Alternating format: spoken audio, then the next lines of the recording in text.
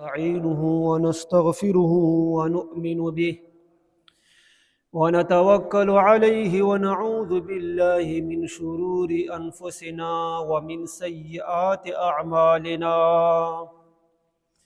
من يهده الله فلا مضل له ومن يضلله فلا هادي له. ونشهد أن لا إله إلا الله ونشهد أن سيدنا محمدا عبده ورسوله أرسله بالحق بشيرا ونذيرا بين يدي الساعة. أعوذ بالله من الشيطان الرجيم. بسم الله الرحمن الرحيم. قال الله تعالى في القرآن المجيد والفرقان الحميد: ومن قتل مؤمنا متعمدا فجزاؤه جهنم خالدا فيها وغضب الله عليه ولعنه وأعد له عذابا عظيما.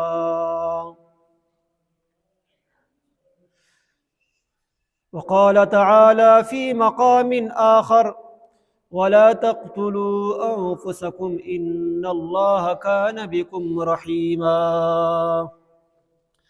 قال رسول الله صلى الله عليه وسلم: من قتل نفسا بحديد فعذب به في نار جهنم. اللهم صل على محمد وعلى آل محمد كما صليت على إبراهيم وعلى آل إبراهيم إنك حميد مجيد. صدق الله مولانا العظيم. زما قابل قدر مسلمانانو اوریدونکو ورونو، دغه دنیا هر مسلمان دو پارا، هر مومن دو پارا کتخانه دی. لکه څرنګه یو مسلمان ورو یو انسان په کیت کې ډېر زیات تکلیفونه مشقتونه برداشت کوي او بند وي، نو دغه شان مسلمان هم دغه دنیا سکومه دی مسلمان دو پارا کتخانه دی. ظاهر خبره دی کتخانه کې ټوله پریشانی ده. پریشانی نه علاوه ابل څه خو کتخانه کې نشته. یو کس ده وایي چې زه جیل ته دې دپاره ځم، هغه غځې کې ما زړه خوشحال شي، غځې کې زه سکون سره ژوند تیر کم، او غځې کې زه ډېر څه وکم، بلکې ته څه هم جیل ته سې یو جرم په بنیاد سره به ځې، او یو مسلمان هم دغه جیل دغه کتخانه دغه نه خوښوي. نو دغه شان دنیا هم دی. دغه دنیا سکومه دی، دغه مسلمانانو دپاره دغه څه شی دی؟ کتخانه دی. او دی دنیا کې هم ټولې پریشانۍ دي. پریشانۍ نه علاوه ابل څه نشته.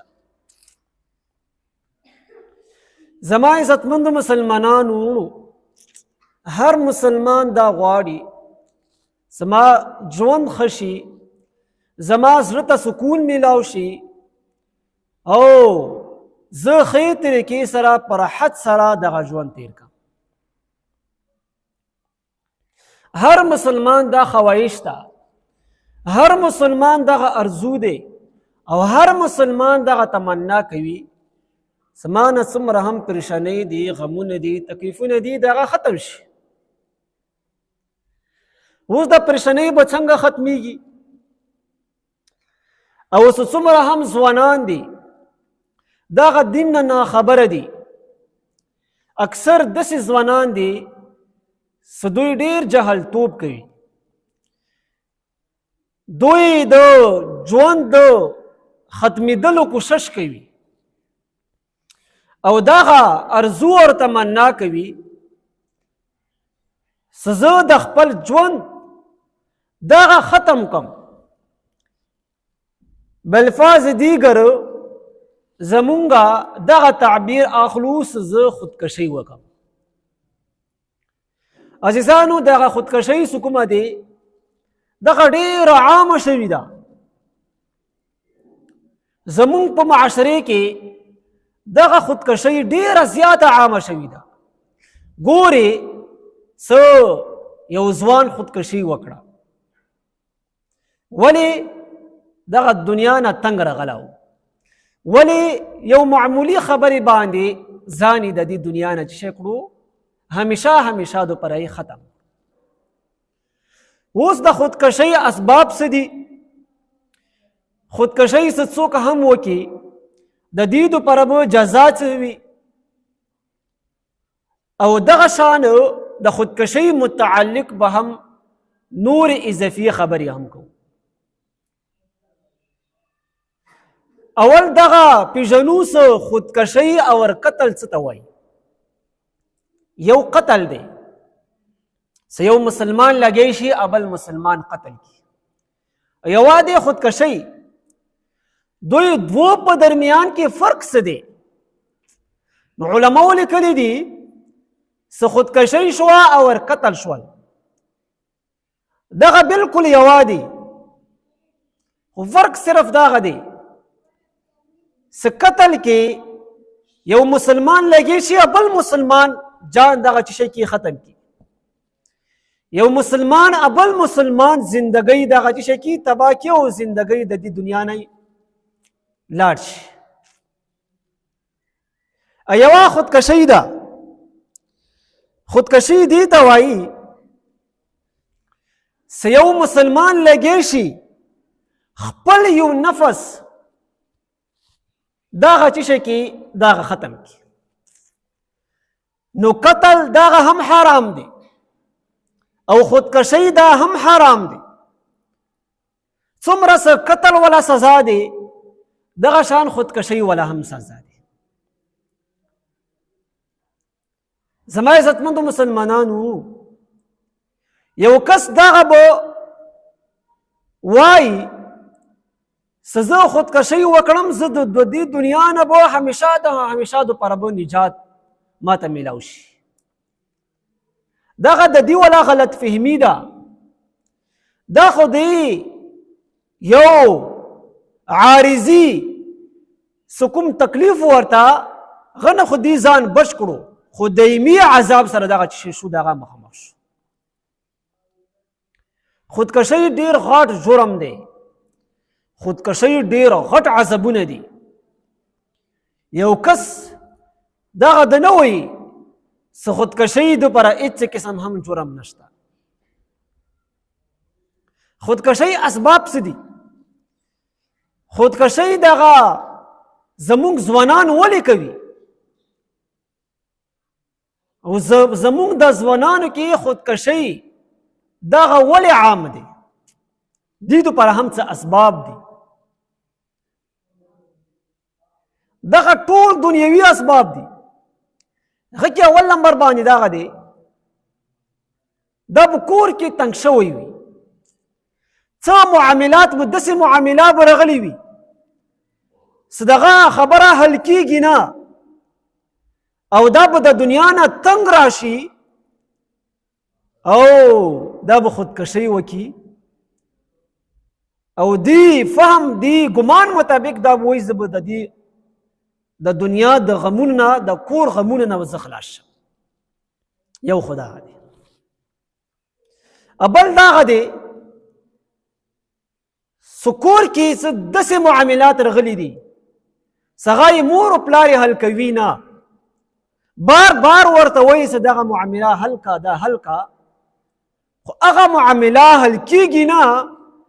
نو دغه ځوان د شیطان په وسوسو کې راشي ځان د دې دنیا نه چې شي کې ختم کی. او دریم سبب دغه دی چې دغه ځوان دغه مسلمان دغه د رزق تنګۍ د وجې نه ځان ختم کی. رزق ورباندې ډېر زیات تنګ شوی وي، غربت ډېر زیات عام شوی وي او دا غربت ختمیږي نه، څه ذریعه ورته جوړیږي نه او دغه ځوان لګی شي د رزق دغه دنیا کې کوم تنګواله دی عارضي دغه وایي څه دینه دا ښه دی زه ځان مړ کړم زه خلاص شم. او څلورم نمبر باندې دی یو ځوان یو نامحرم په ښځې په عشق کې مبتلا وي. برابر خبره دی که دغه جنکۍ دغه ښځه د دې ګوند دی یا په خپلو کې دی یا بار دی خو د دې په عشق کې مبتلا دی او عشق کې داسې مبتلا دی چې دغه دنیا ورباندې راتنګه شوې ده.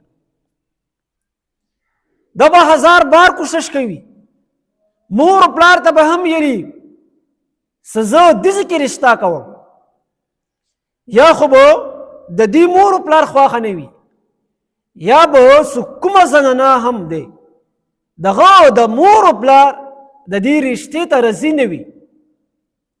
او څه کله هم دغه ځوان دغه چې شي نا امیده شي بیا هم د دې په عشق کې دغه چې شی وکړي خودکشي وکړي. نو دغه شان نور هم نن سبا کې خو ځوانان دې خبرې ته رسېدلي دي سوا نه خبره وي یوه معمولي خبره وي هغه باندې هم ځان مړوي.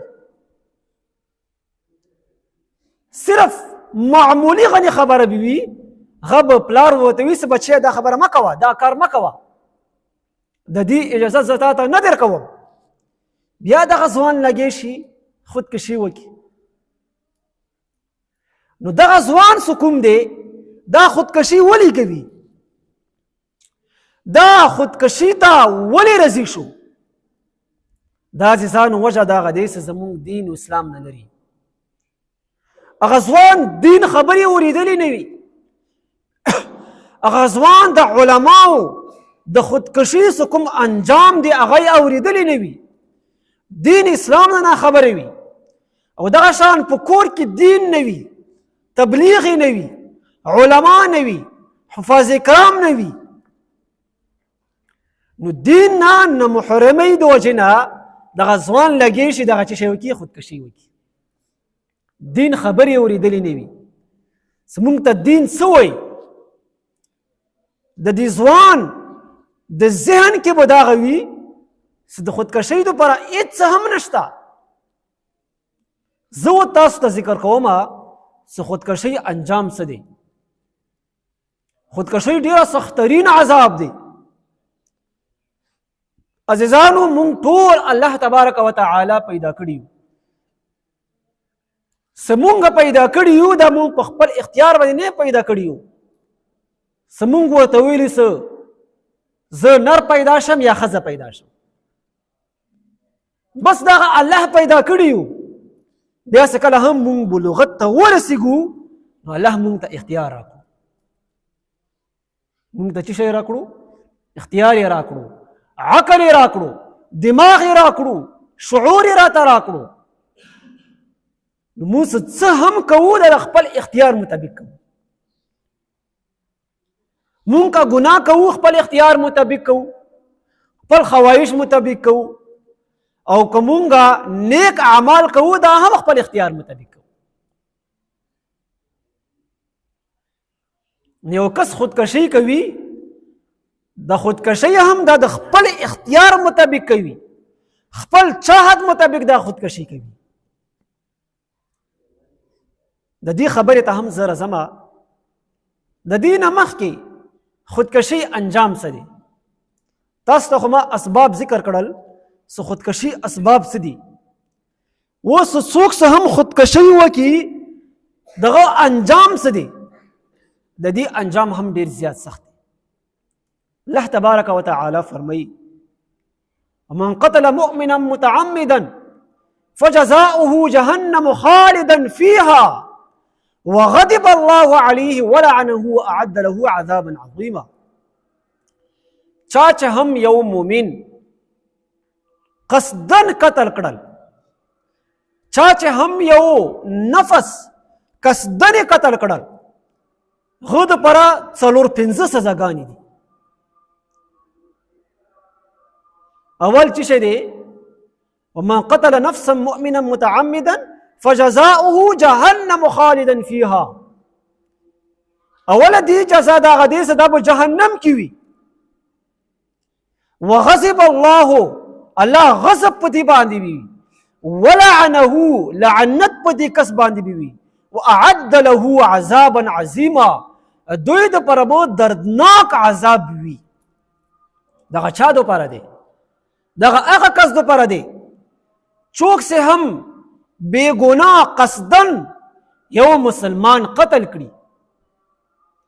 تر دې پریس علماء دې پر لیکلي دي کچری دغه مسلمان قتل کوي دغه قاتل سکم دی دغه قتل مباح هم نه غړي بیا هم دې په دغه سزاګانی دي.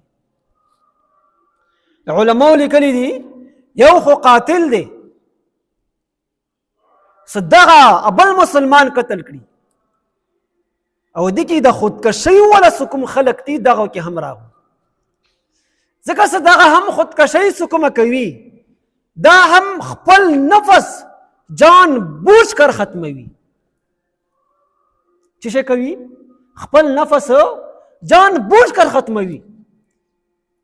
خب پتا ته ورته لاګي صد دې نفس ته اوس تکلیف ملويږي ما ته به تکلیف ملويږي خو بیا هم جان بوجھ کر خودکشي وکړه ځان یې ختم کړل نو دغه سزاګانې به ورته ملوي. څه کومې سزاګانې تاسو ته ما ذکر کړې.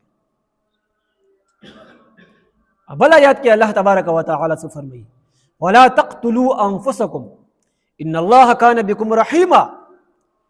تاسو د خپل ځانونه مه وژنئ خپل ځانونه تاسو مه وژنئ ان الله كان بكم رحیما.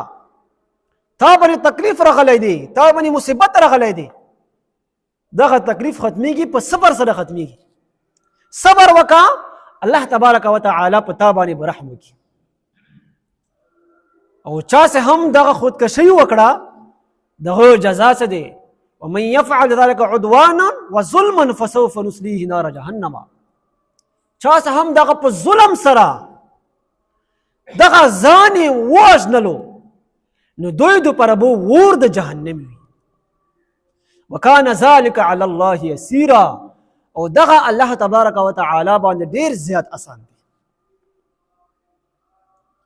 زما عزتمند مسلمانانو دغه سان په احادیثو کې هم ډیر زیات وعید راغلي دي. حسن بصری رحمت الله علیه فرمایي جندب رضی الله تعالی عنه فرمایي سما د نبی کریم صلی الله علیه وسلم نه دغه اوریدلی دي. جناب رسول الله صلی الله علیه وسلم فرمایي کوم یو کس هم زخمی شو زخمی نه بعد د دې خپل ځان هلاک کړو خپل ځان قتل کړل الله تبارک وتعالى دې کس ته فرمایي ستا ما نه هم ډیره ذات جلتی وکړه نو تا د پر ما جنت دغه شی کړو حرام کړه. دغه چا د پر دی دغه هغه خلکو د پر دی څوک څه شي کوي خودکشي کوي. دغه شان یو بل حدیث کې راځي جناب نبی کریم صلی الله علیه وسلم فرمایي په دنیا کې چا سے هم په کومې په ذریعې سره هم خپل ځان قتل کړل خپل ځان یې هلاک کړل کدی تمبچې سره ځان هلاک کړل کدی ټوپک سره ځان هلاک کړل کدی ځان ته زهر ورکړو ځان ته زهر وسکلو نو غصه دغه قتل شو یا ځان راوغځولو نو دا به هم په جهنم کې به اندغه سزا به ورته وي. لکه مطلب دا حدیث یو کس په تمبچې سره ځان ختم کړل دا به هم بیا ټول عمر به ځان قتلوي او بیا به ژوندي کېږي ځان به قتلوي او بیا به ژوندي کېږي ځان به قتلوي او بیا به ژوندي کېږي. څومره سخترینه سزا شوه. دې دپاره عزتمندو مسلمانانو دغه ځوانان څه کوم دي اکثر دغه وړو وړو خبرو کې راشي بیا ځان قتل کړي. نو ما ټولو ځوانانو ته دغه پیغام دی لږ دین اسلام نه خبر شئ لږ دا ځوانۍ څه کوم فضایل دي هغه وګورئ لک د علماو خبرې ته کینئ، لک تبلیغ کې وخت ولګوئ، څه د ځوانۍ کې څه څومره هم بیمارۍ ته لګېدلې دي هغه بیمارۍ درنه ختم شي. زما عزتمندو مسلمانانو، د څوک چې هم خودکشي کوي دغه ډیر عظیم جرم دی. ما درته وویل دا په خپل اختیار سره کوي. که څوک دغه اعتراض وکړي چې تقدیر کې خو دغه لیکل شوي وو چې د کسب خودکشي کوي د کسب جهنم ته ځي، نو بیا سزا ولې؟ سزا ورته ولې ملويږي؟ دا هم مختصر غني د دې خبرې باندې زه تاسو په یوم تقدیر څه ته وایي. تقدیر ډیره پیچیده بحث ده. علماو لیکلي دي څه عوام به د تقدیر متعلق به زیاده بحث نه کوي. که چیرې زیاده بحث یې وکړو دا به ګمراه شي. دا ډیره پیچیده مسایل دي تقدیر ولا. او تقدیر لنډه معنا دغه دی علم. او علم چانه اختیار سلب کولی نشي، قدرت سلب کولی شي خو علم سلب کولی نشي. چانه اختیار سلب کولی نشي. تقدیر په دوه قسمه باندې دی. یو تقدیر معلق دی، یو محکم دی. تقدیر معلق دی ته وایي لکه زوړند شوی، لکه یو کس ډېر سخت بیمار دی، چا ورته دعا وکړه، صدقې ورپسې وبستلې، نو هغه کس د مرګ نه دغه څه شو واپس شو. مونږ څه وایو؟ دا خو دومره زیات بیمار و چې دې مرګ کې خو هېڅ څه قسم شک هم نه و، بیا هم الله ورته ژوند ورکړو. دغه ژوند څه الله تبارک وتعالی ورکړو، دغه د چا دعا ورپسې وه، هغه دعا قبوله شوه، نو الله تبارک وتعالی ژوند ورته ورکړو. یا روایتو کې غلی څوک چې مور او پلار ډېر زیات خدمت کوي هغه به عمر ډېر زیات شي.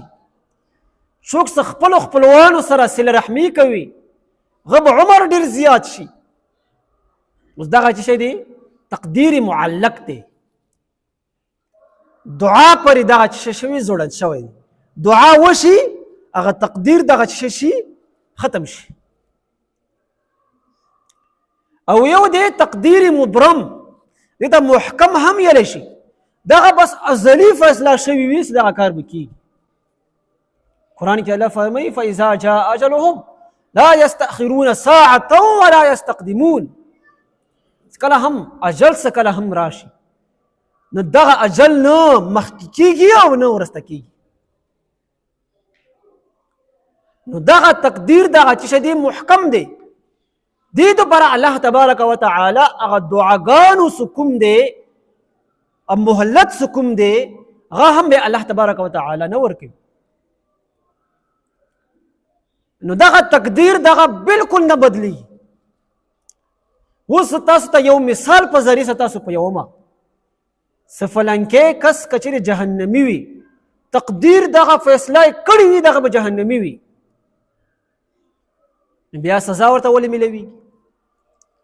فلانکې کس په کفر دغه لیکل شوی دی، بیا سزا ولې ملويږي ورته؟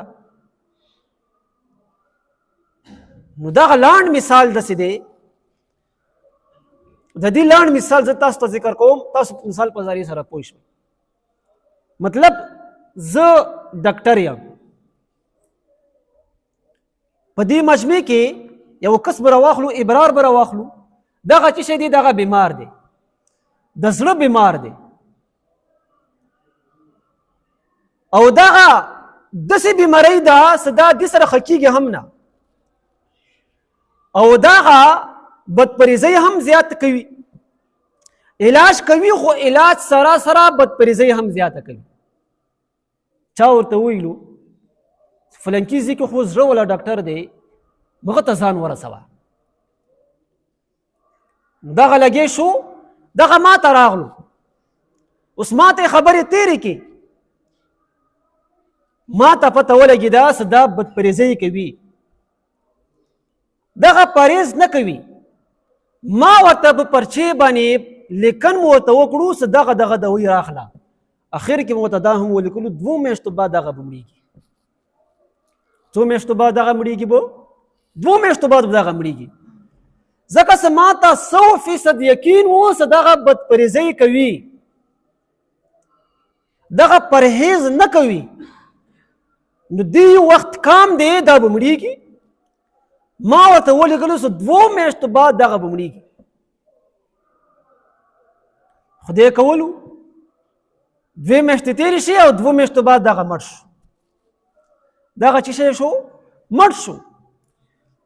اوس کله هم دغه مړ شو، ورونو دغه پرچای ولیده، څه پرچې کې ورته خو ډاکټر لیکلی و څه 2 میاشتو بعد دغه مړېږي.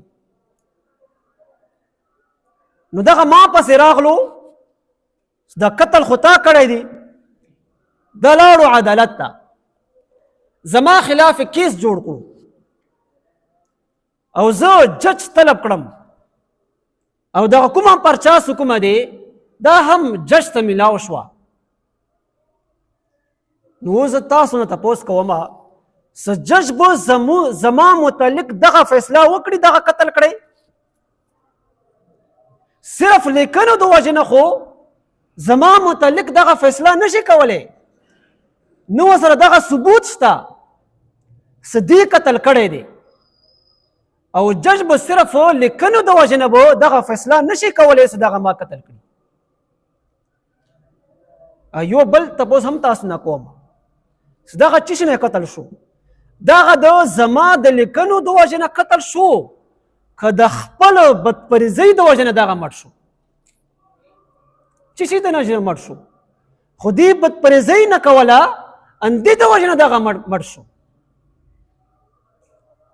زما عزتمندو مسلمانانو وروڼو، نو دغه شان الله تبارک وتعالی هم مونږ ته اختیار راکړی دی، مونږ ته شعور راکړی دی، مونږ ته عقل راکړی دی. ستا سره دوی لرې دي، یا یې کفر لرې دی یا د اسلام لرې دی. کوم انتخاب ته کوي؟ که کفر لرې انتخاب کوي او که اسلام والا لرې انتخاب کوي، او ضرر او تکلیف او نقصان په کومې لرې کې دی، هغه درته هم اسلام مکمل واضح کړي دي. دا خبره دی چې الله تبارک وتعالی په علم کې دی، خو دا علم د چا اختیار سلب کولی نشي. علم د تا ولا اختیار الله تبارک وتعالی سلب کړی نه دی، ستا ولا اختیار یې سلب کړی وي، تا نه اختیار اخیستی وي.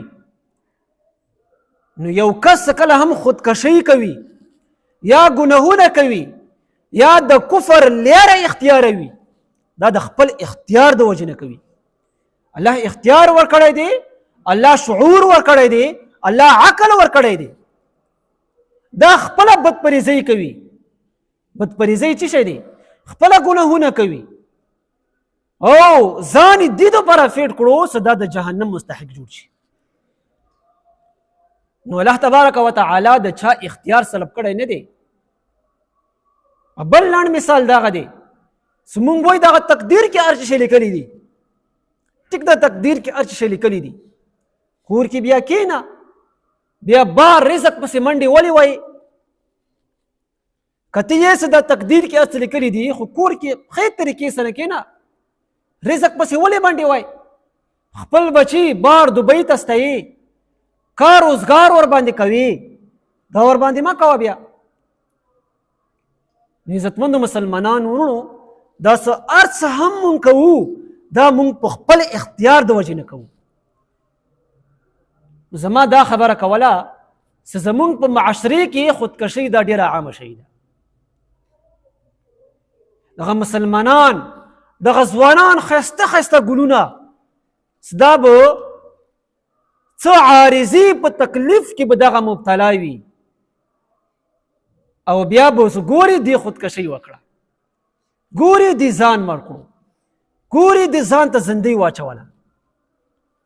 دغه ځوان خبر نه دی. که چېرې دغه ځوان خبر و زما دپاره دایمي څه کوم ژوند دی هغه به ټول عمر په تکلیف کې به زه مبتلا وم. دې ځوان به هېڅکله هم خودکشي نه کړې وه. دې د وجې نه عزتمندو مسلمانانو ورونو وخت به هم پوره وي. زما ټولو ته همدغه اپیل دی چې لږ دین اسلام سره جوړ شئ، لږ تبلیغ ته لاړ شئ، لږ علماو سره نسبت پیدا کړئ، لږ علماو سره تعلق پیدا کړئ، لږ دغه سوشل میډیا موبایل څه در سره دی دې کې د علماو تقریرونه واورئ. نو تاسو ذهن څه کوم دی دې طرف ته بیا رجحان نه کوي، دې طرف ته بیا متوجه کېږي نه چې زه خودکشي وکړم، زه ځان مړ کړم. انسان خو ډېر زیات تکریم دی، انسان خو ډېر زیات عزتمند دی، انسان ته خو الله ډېر لوی عزت ورکړی دی او دغه عزت ته په خپله باندې خرابوي.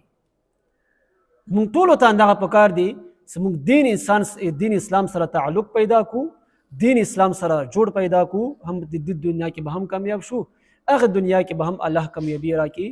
واخر دعوانا ان الحمد لله رب العالمين.